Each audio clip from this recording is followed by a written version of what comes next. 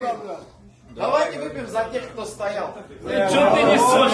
Кого стоял? Ну хорошо, за тех, кто сидел, давай. Пацаны, нормально. Пиздец, блядь. Одни мусора за столом выебываются как-то пиздец. Смотри, смотри, на них идут, посмотри. Как они заебали, блядь.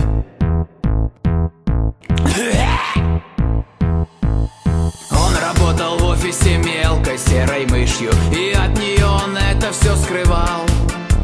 На уши он ей подсел, мол, сильно он разбогател, много ей всего наобещал. Не могла она понять, стоит ли с ним газовать, есть ли смысл звать его в кровать. У нее нету души, есть моднявые очки и фотка голой попы в Инстаграм. В долг он денег попросил, в ресторан ее сводил и сказал, что хочешь, выбирай.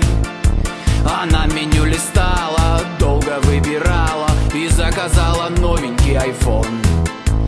Он не знал, что ей ответить, вспомнил фотку в интернете, раком, где в трусах она стоит. И он сказал, что купит, а она что любит, а официант за этим наблюдал. Ах, какая пара, пиздобол и шмара, про себя подумал официант. Пиздобол и шмара, образовалась пара, каждый в своем роде спекулянт. В ресторан заходит девушка с цветами, предлагает парню их купить. Парень застеснялся, с деньгами проебался и не смог ей розы подарить. Шмара тут спалила, что парень не богатый, и в слезах скандалить начала. Пиздобол уехал, шмара тут осталась, а официант ей выпить наливал.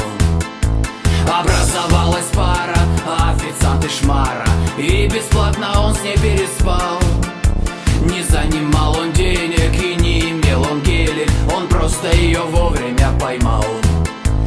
Ах, какая пара, пиздобол и шмара, каждый в своем роде спекулянт. Не создавайте пары, пиздобол и шмары, иначе отъебет вас официант. Ах, какая пара, пиздобол и шмара, каждый в своем роде спекулянт. Не создавайте пары, пиздобол и шмары, иначе отъебет вас официант. Поехали на речку, заебала эта блевота, блядь. Ах, какая пара, пиздобол и шмара,